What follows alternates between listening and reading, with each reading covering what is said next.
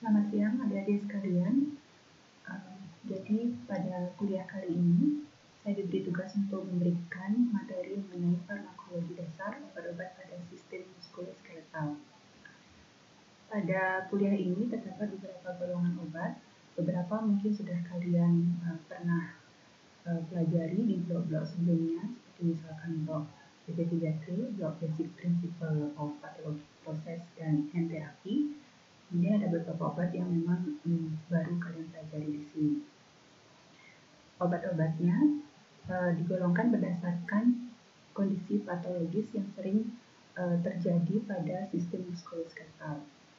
Yaitu yang pertama ada obat-obatan untuk osteoporosis, ada obat-obatan untuk artritis, beberapa macam artritis seperti misalkan osteoartritis, rheumatoid arthritis, dan juga gout arthritis.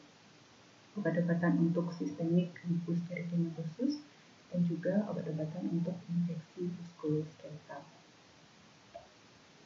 Nah, yang pertama yaitu obat-obatan untuk osteoporosis. Osteoporosis seperti yang kita ketahui terjadi penurunan densitas tulang, dan biasanya pada wanita-wanita yang sudah memasuki fase menopause terjadi penurunan estrogen sehingga densitas tulang itu menurun, kemudian jadi bone loss, dan akhirnya terjadilah osteoporosis. Obat-obatan yang bisa diberikan pada kondisi ini bisa diberikan hormon replacement therapy berupa estrogen dan progesteron. Kemudian bisa juga diberikan selective estrogen receptor modulator, yaitu agonis untuk reseptor estrogen. Bisa juga diberikan kalsitonin, bisfosfonat, ataupun terapi lainnya seperti misalkan kalsium, suplementasi kalsium, ataupun vitamin D. Yang pertama yaitu estrogen replacement therapy. Nah, estrogen ini merupakan suatu hormon steroid dan dia bekerjanya pada nukleus. Dia mempengaruhi transkripsi dari gen-gen tertentu. Nah, estrogen sendiri itu memiliki dua reseptor. Yang pertama ada reseptor alfa. Reseptor alfa ini terletak pada jaringan-jaringan reproduksi, misalnya endometrium, payudara. Kemudian reseptor beta. Nah, reseptor beta ini banyak terdapat pada jaringan-jaringan reproduksi seperti misalkan tulang. Jadi estrogen ini mempengaruhi aktivitas transkripsi gen pada sel-sel targetnya, baik itu di sel-sel reproduksi maupun di sel-sel yang non-reproduksi, termasuk pada sel-sel tulang. Cara kerja dari estrogen ini yaitu dengan cara menghambat resorpsi tulang oleh osteoblast, sehingga menghambat terjadinya bone loss dan juga meningkatkan bone density. Di sini bisa kita lihat jika estrogen ini bisa bekerja pada osteoblast, bisa bekerja pada osteoblast, dan bisa juga bekerja pada osteosit melalui atau dengan cara mempengaruhi aktivitas transkripsi gen-gen yang terdapat pada sel-sel ini. Estrogen pada osteoblast dia akan mempengaruhi proses apoptosisnya. Dia meningkatkan apoptosis dari osteoblast dan menurunkan diferensiasi dari sel-sel osteoblast sehingga resorpsi tulang dapat dikurangi. Sedangkan pada osteoblast, estrogen ini memiliki efek menurunkan apoptosis dari osteoblast, menurunkan stres oksidatif, dan menurunkan aktivitas-aktivitas NF-kapabis sehingga pembentukan tulang itu dapat dijaga. Sedangkan pada osteosit, estrogen ini memiliki efek menurunkan apoptosis dengan berbagai macam mekanisme sehingga pada akhirnya juga akan menurunkan proses bone remodeling.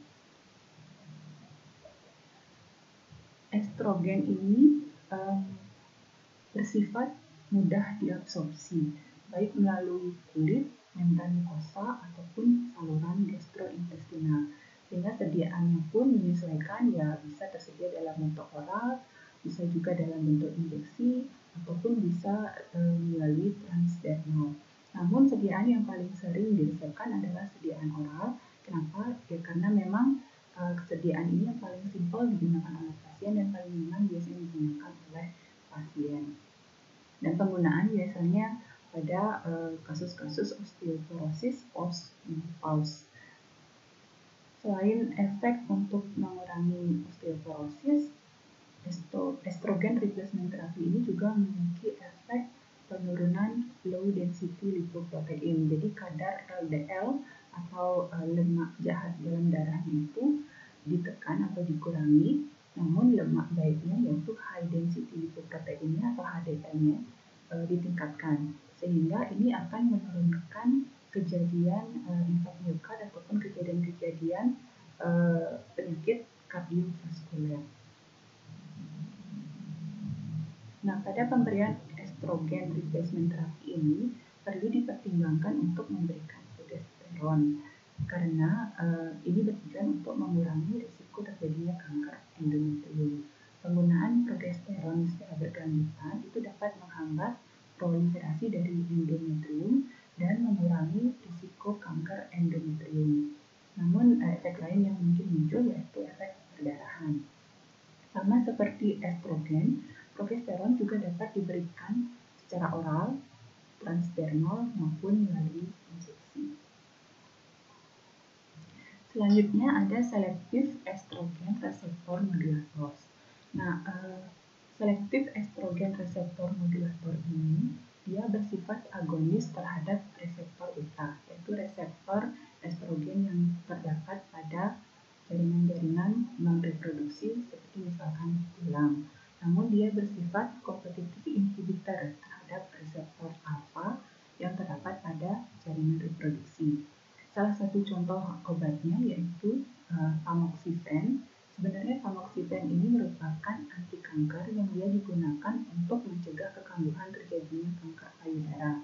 Namun karena dia juga memiliki efek anti estrogen, sehingga dia bisa digunakan dari penelitian-penelitian menyatakan bahwa ini juga bisa digunakan pada terapi osteoporosis.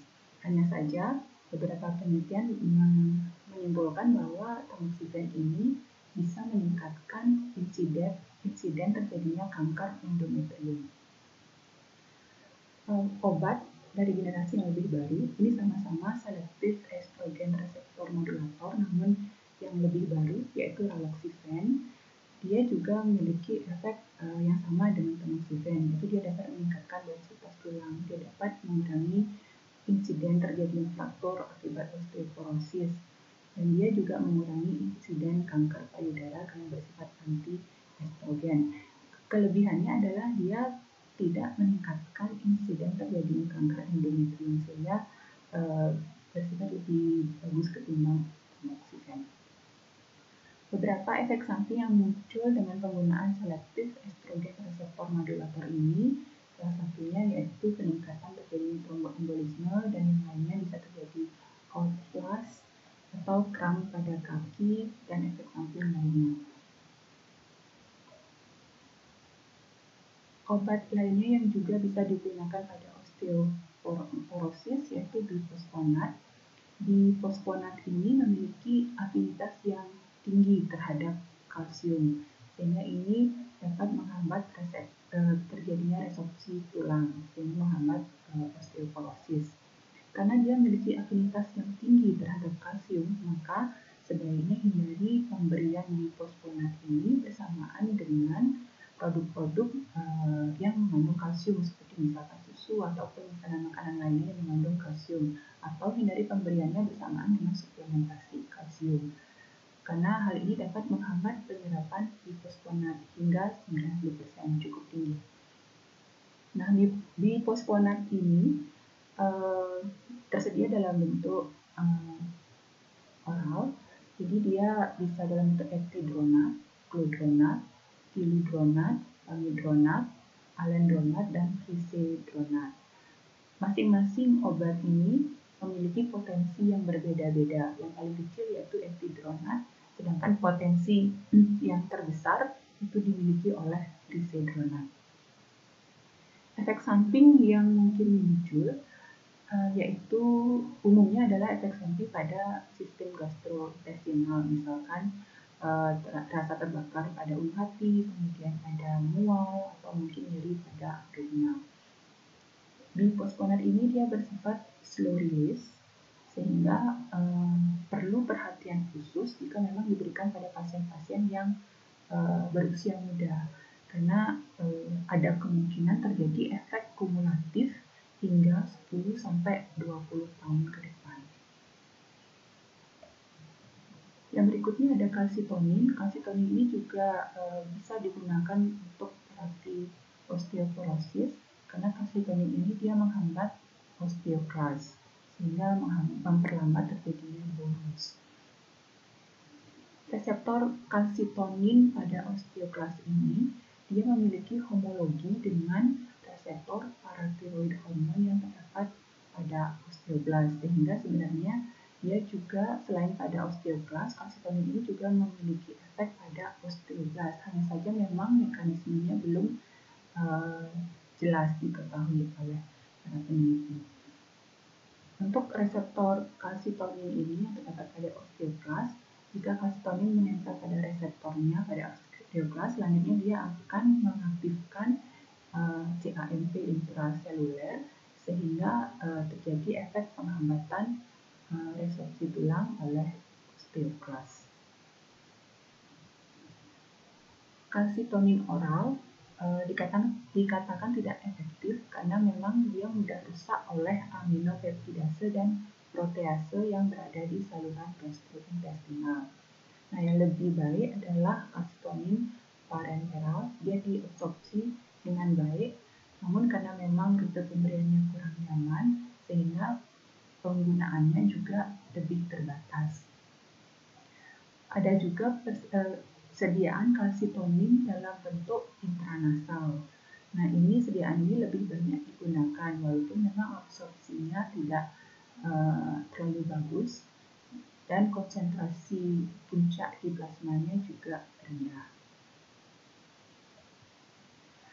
Terapi lainnya untuk osteoporosis yaitu suplementasi vitamin D, karena ini dapat membantu absorpsi kalsium dari saluran gastrointestinal dan dapat juga diberikan paratiroid hormon analog seperti misalkan teriparatid. Teriparatid ini merupakan paratiroid hormon agonis. Dia dapat menstimulasi osteoblas sehingga meningkatkan pembentukan tulang. Teriparatid ini dia hanya bisa diberikan melalui injeksi subkutan dan umumnya efektif untuk terapi osteoporosis pada tahun-tahun awal terjadinya menopause. Nah, itu adalah obat-obat yang bisa kita gunakan pada kondisi-kondisi osteoporosis. Dan selanjutnya kita akan membahas mengenai obat-obat yang digunakan pada kondisi-kondisi artritis. Yang pertama adalah osteoartritis. Nah, pada osteoartritis ini dapat diberikan obat-obatan dari golongan analgesik dan NSAID. Obat pilihan utamanya adalah acetaminophen. Namun pada kondisi-kondisi tertentu juga dapat diberikan analgesik dari golongan narkotik, seperti misalkan pada penggunaan yang jangka pendek atau pada serangan akut osteoartritis. Golongan NSAID itu ada golongan dari generasi yang lebih lawas atau tradisional NSAID seperti misalkan ibuprofen, ketoprofen, naproxen, ketorolac, indomethacin, dan piroxicam. Dan ada NSAID dari generasi yang lebih baru yang dia bersifat COX inhibitor, jadi menghambat enzim siklooksidinase. Contohnya adalah celecoxib dan juga rofecoxib. Nah, ini adalah mekanisme kerja dari NSAID dan juga acetaminophen dan kortikosteroid. Pada kuliah antiinflamasi di blog sebelumnya sudah pernah dipaparkan, mungkin ini mengulang sedikit. Jadi acetaminophen itu dia akan bekerja pada enzim peroksigenase. Jadi dia menghambat terbentuknya prostaglandin H2. Sedangkan kalau NSAID dia akan menghambat enzim enzim siklooksigenase. Nah, ini NSAID dari golongan yang lebih lama, tradisional NSAID, dia bersifat non-selektif, jadi dia bisa menghambat siklooksigenase 1 maupun siklooksigenase 2. Golongan obat ini, contoh obatnya adalah ibuprofen, naproxen, buprofen, indomethacin, ketorolac, dan ada beberapa yang lainnya. Efek samping yang paling sering muncul yaitu iritasi pada lambung, gastric irritation, sampai bisa menyebabkan terjadinya ulkus pada lambung, bahkan perdarahan ataupun perforasi. Nah, sedangkan generasi yang lebih baru dari COX inhibitor yang bersifat selektif dia menghambat COX-2, ini efek samping terhadap gastrointestinalnya lebih minimal karena dia memang selektif hanya pada COX-2, dia tidak menghambat COX-1. Jadi efek samping pada gastrointestinal juga lebih sedikit. Hanya saja kelemahannya adalah dia meningkatkan risiko terjadinya penyakit kardiovaskuler seperti misalkan infark miokard. Hal ini menyebabkan ditariknya rofecoxib. Jadi rofecoxib ini sudah pernah beredar di pasaran dan setelah dilakukan beberapa studi post-marketing study, ternyata diketahui bahwa rofecoxib ini menyebabkan atau meningkatkan kejadian kardiovaskuler. Sehingga rofecoxib ini ditarik dari pasaran dan COX inhibitor, obat-obat COX inhibitor lainnya itu bisa digunakan tapi dengan perhatian khusus atau monitoring khusus. Nah, selain dari golongan NSAID, ada juga analgesik yang bersifat narkotik analgesik. Jadi kalau tadi acetaminophen, NSAID itu bekerjanya periferal, perifer di perifer yang menghambat inflamasi di perifer, sedangkan yang analgesik narkotik ini dia lebih bekerja di sistem saraf pusat. Jadi yang dipengaruhi adalah reseptor opioid yang ada di sistem saraf pusat, sehingga muncullah efek analgesik atau anti nyerinya. Hanya saja pemberiannya juga memang terbatas, jangka pendek, pada kondisi-kondisi tertentu atau intermiten, contohnya pada serangan akut yang tidak bisa ditangani dengan acetaminophen atau NSAID biasa. Nah, selanjutnya ada rheumatoid arthritis. Jadi rheumatoid arthritis ini bedanya dengan osteoartritis. Kalau rheumatoid arthritis dia inflamasinya lebih masif, biasanya terjadi pembengkakan, kemudian terjadi erosi juga pada tulangnya, sehingga diperlukan terapi yang dapat mengurangi nyeri, inflamasi, dan juga menekan eksaserbasinya. Ada beberapa golongan obat yang bisa digunakan di sini. Pertama, ada obat yang bersifat simptomatik, jadi dia hanya bisa mengurangi keluhan atau gejala dari rheumatoid arthritis ini. Yang dapat diberikan dari golongan simptomatik ini yaitu acetaminophen, aspirin, kemudian NSAID, dan COX inhibitor yang sudah kita bahas sebelumnya tadi.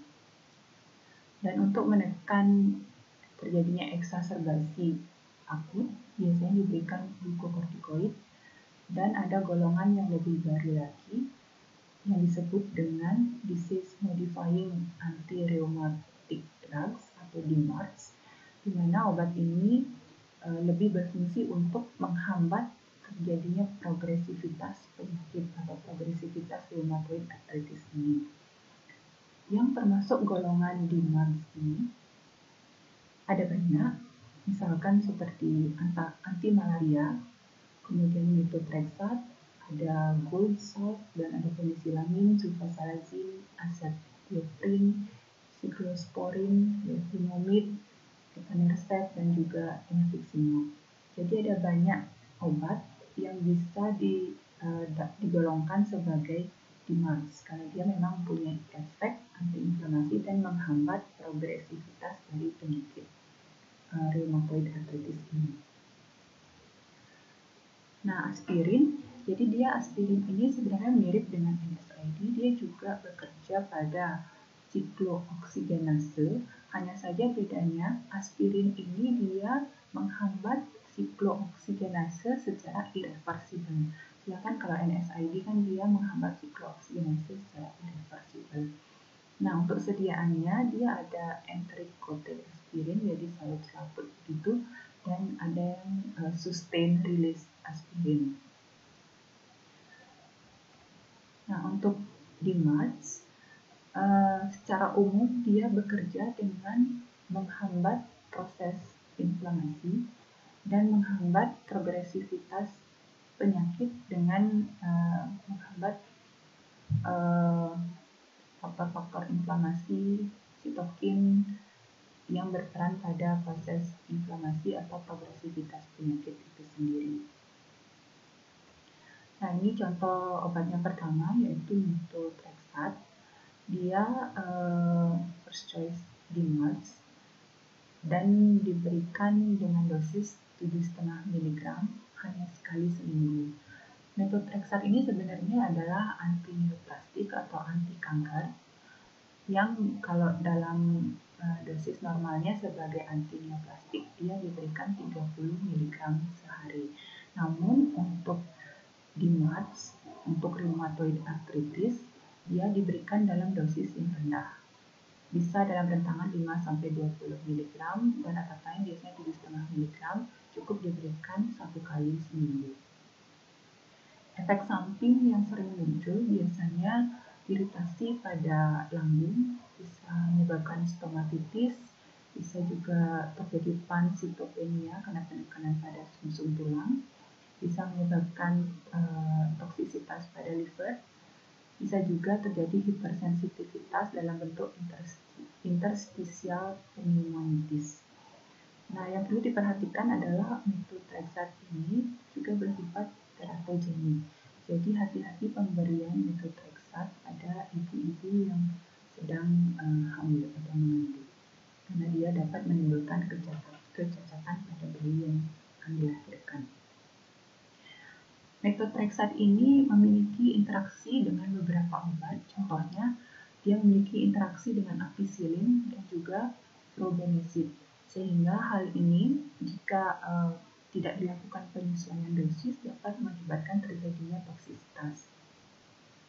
Toksisitas ini dapat terjadi karena methotrexate memiliki transporter yang sama dengan ampicillin dan juga probenecid, sehingga untuk ekskresinya mereka akan berkompetisi, masing-masing obat itu berkompetisi sehingga ekspresinya juga menjadi terhambat atau menurun.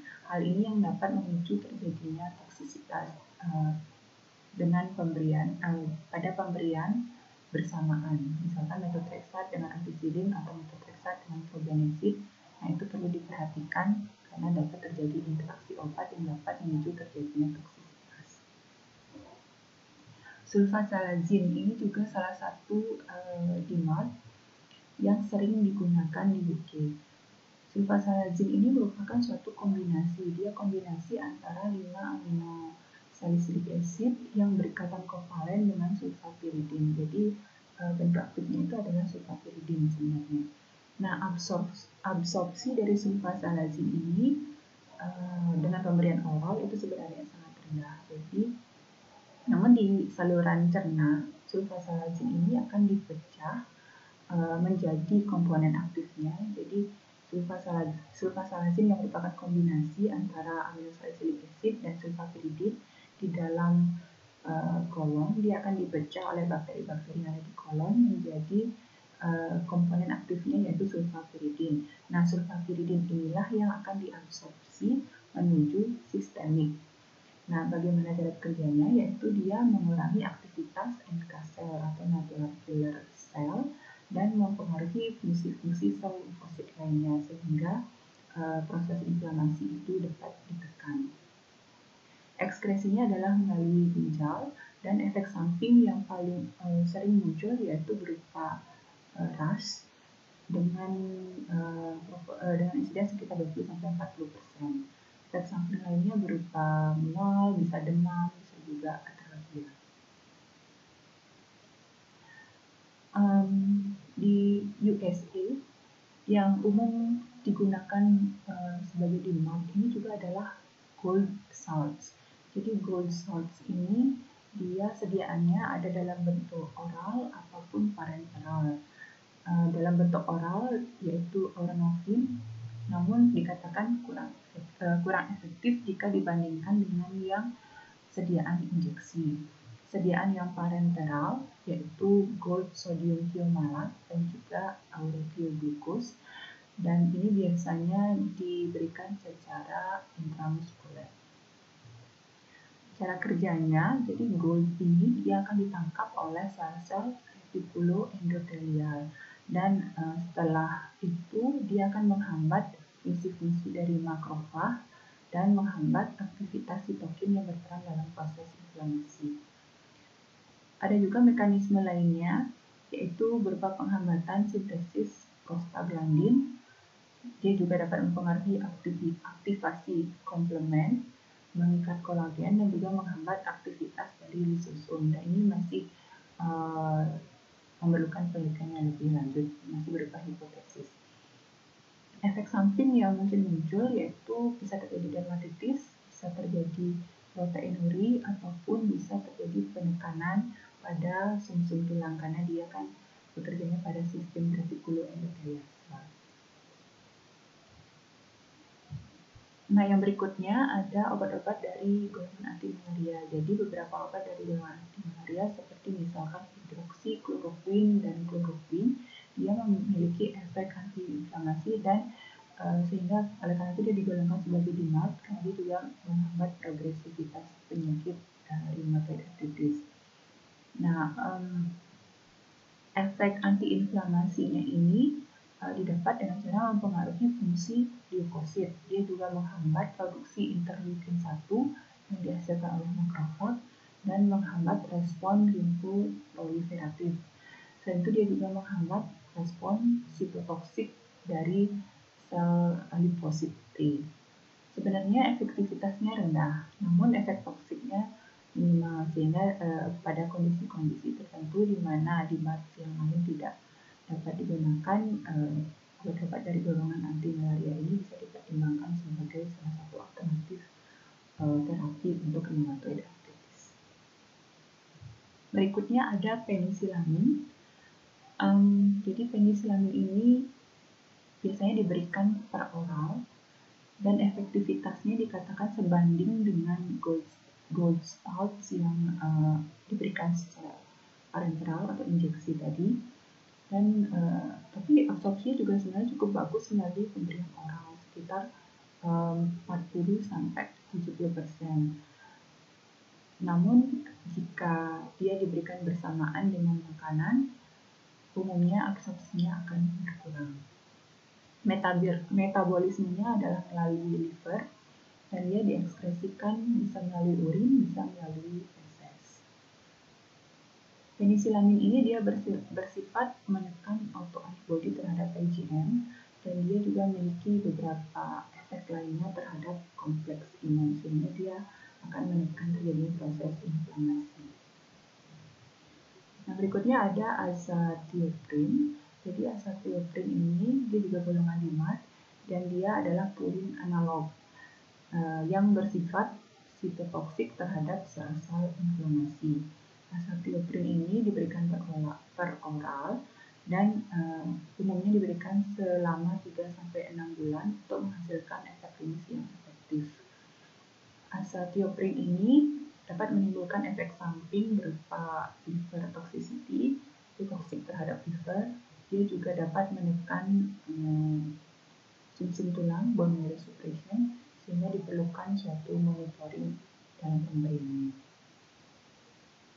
Etanercept. Nah, etanercept ini merupakan suatu protein rekombinan. Dia rekombinan yang ditujukan untuk berikatan dan menonaktifkan tumor necrosis faktor alpha atau TNF-alpha. Etanercept ini dia diberikan melalui injeksi subkutan 2 kali seminggu karena memang median half-life-nya cukup panjang, sekitar rata-rata 115 jam, dengan rentangan 98 hingga 300 jam, jadi dia cukup diberikan 2 kali seminggu.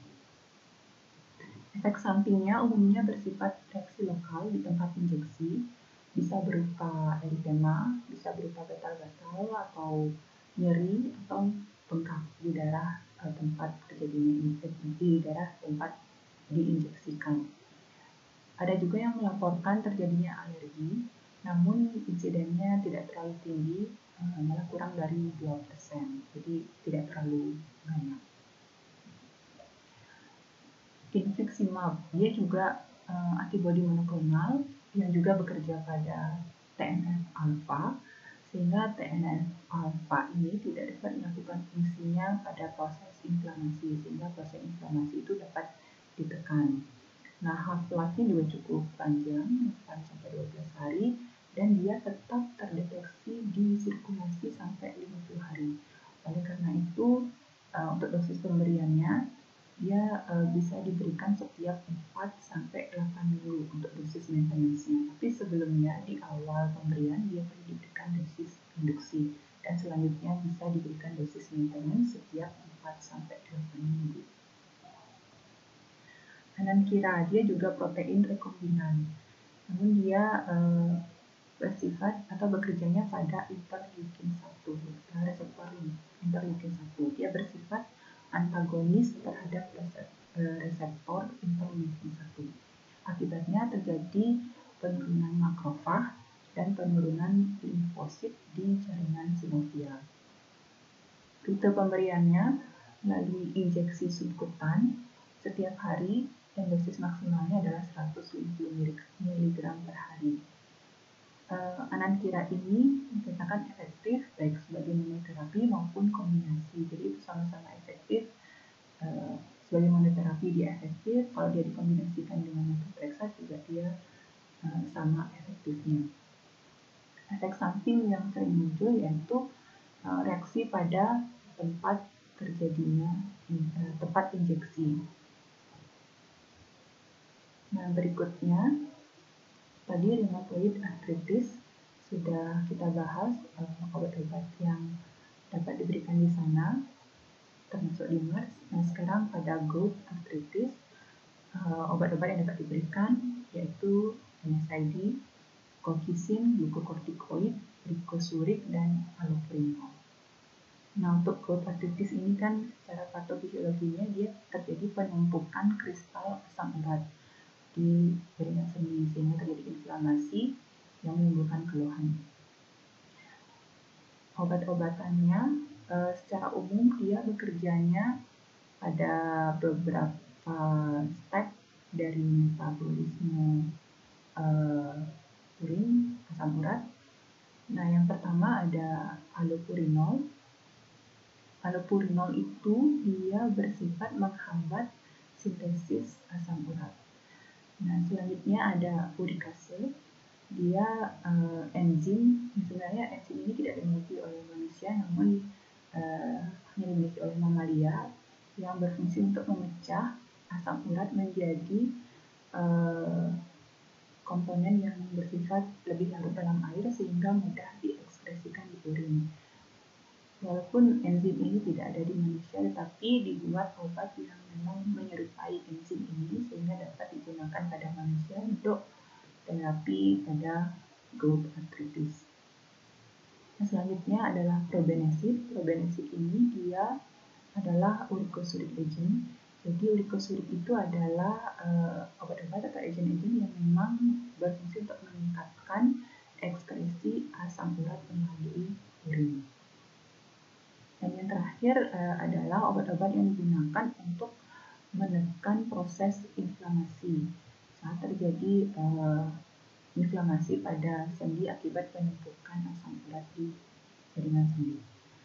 Obat-obatan yang dapat diberikan antiinflamasi NSAID, colchicine, dan juga corticosteroid. Yang pertama ada allopurinol. Nah, allopurinol ini dia menghambat enzim santin oksidase, yaitu enzim yang merubah santin menjadi asam urat. Sehingga karena dia menghambat xantin oksidase, dia dikatakan sebagai xantin oksidase inhibitor. Allopurinol ini dia berikatan secara kompetitif pada xantin oksidase. Kemudian biasanya dia diberikan pada pasien-pasien yang memang produksi asam uratnya itu berlebihan, dan pada pasien-pasien yang memiliki kondisi nefrolithiasis atau batu ginjal. Allopurinol ini dia diabsorpsi cukup cepat dan bioavailabilitasnya cukup tinggi, yaitu 80% dalam 2-6 jam setelah pemberian.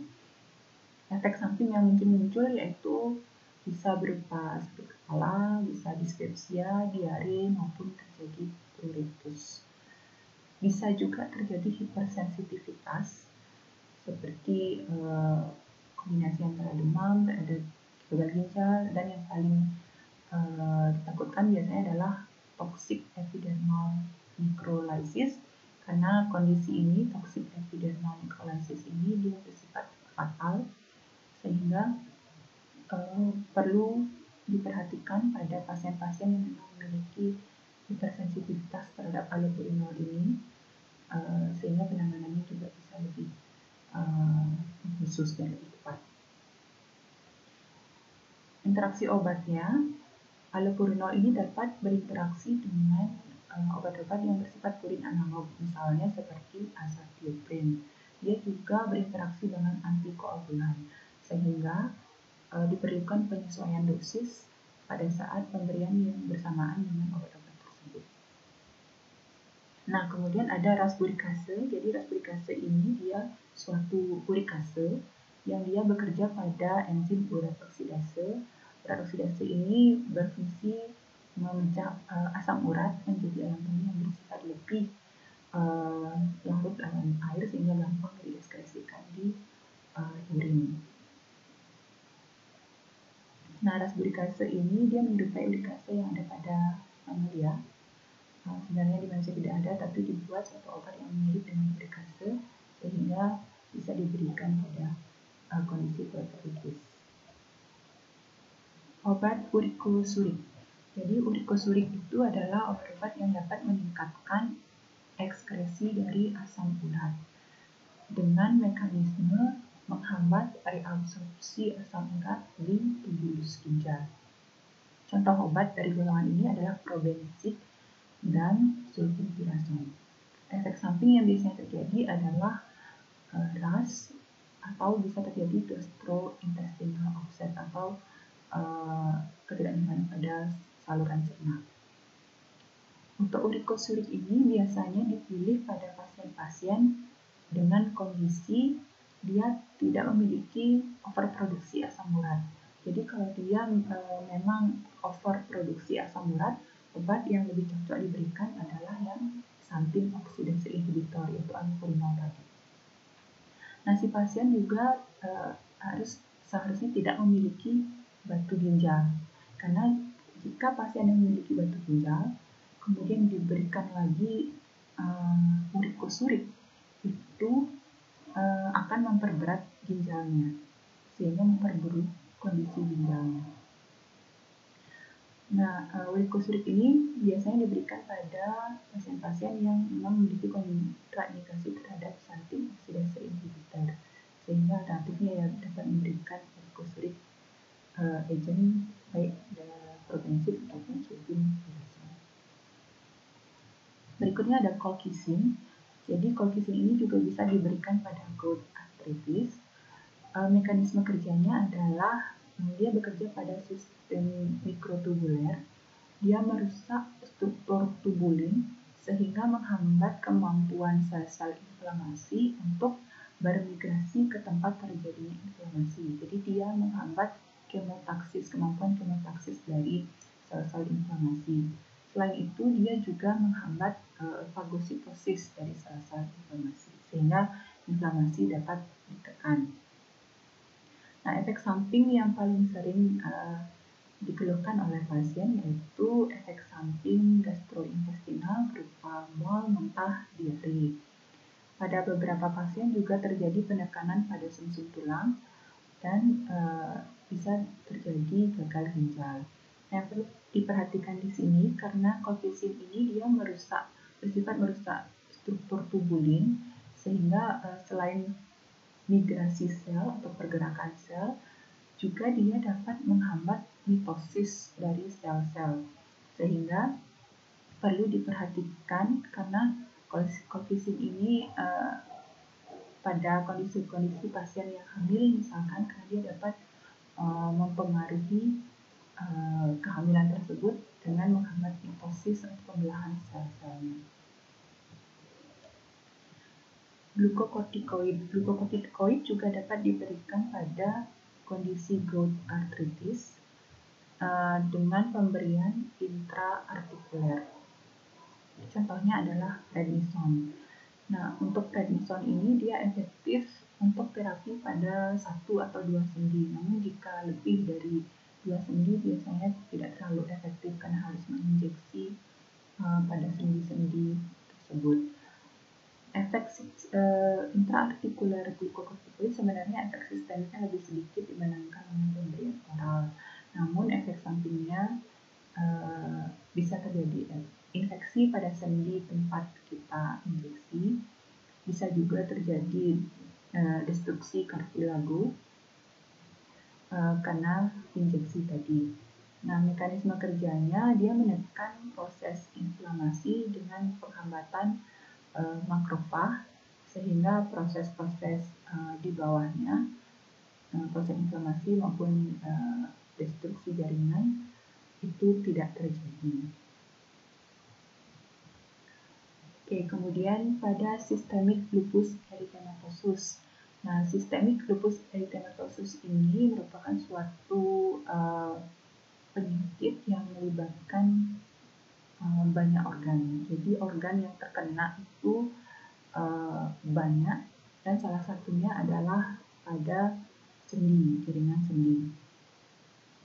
Pada kondisi ini terjadi inflamasi, sehingga obat yang diberikan salah satunya adalah antiinflamasi, dan karena dia bersifat penyakit yang dipicu oleh gangguan pada sistem imun, maka obat-obat yang diberikan juga adalah obat-obatan dari golongan imunosupresan, seperti misalkan anti malaria, seperti kloroquine misalkan, kemudian ada azathioprine, dan juga ada siklofosfamid.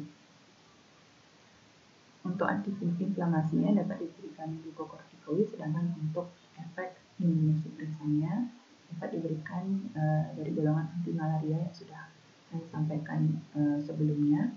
Azathioprine juga dapat diberikan, dan alkylating agent dari siklofosfamid.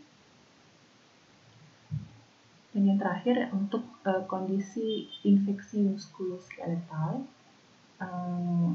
obat yang dapat diberikan yaitu dari golongan antibiotik, dan antibiotik ini sudah pernah kalian pelajari pada blog sebelumnya, bisa dibaca kembali, diingat-ingat kembali mengenai golongan antibiotiknya, kemudian mekanisme kerjanya seperti apa, termasuk farmakokinetik dan farmakodinamiknya seperti apa. Yang perlu diperhatikan di sini, karena infeksi yang terjadi itu di sendi intraartikuler atau bahkan di dalam tulang, sehingga kita memerlukan suatu antibiotik yang tidak cukup dengan pemberian oral saja. Umumnya diberikan antibiotik dalam yang pemberiannya melalui intravena, sehingga konsentrasi antibiotik tersebut di sendi ataupun di tulang bisa dicapai dengan konsentrasi yang cukup tinggi sehingga mampu menangani infeksi yang terjadi. Nah, antibiotik yang dapat diberikan misalkan methicillin intravena atau cloxacillin, baik dikombinasikan ataupun tidak dikombinasikan dengan aminoglycoside. Bisa juga diberikan independen ataupun ceftriaxone. Sekian dari kuliah saya kali ini mengenai obat-obatan yang digunakan pada sistem muskuloskeletal, yaitu obat-obatan yang dapat diberikan pada kondisi osteoporosis, obat-obatan yang diberikan pada artritis, obat-obatan yang diberikan pada SLE atau systemic lupus erythematosus, dan obat-obat pada kondisi infeksi sistem muskuloskeletal.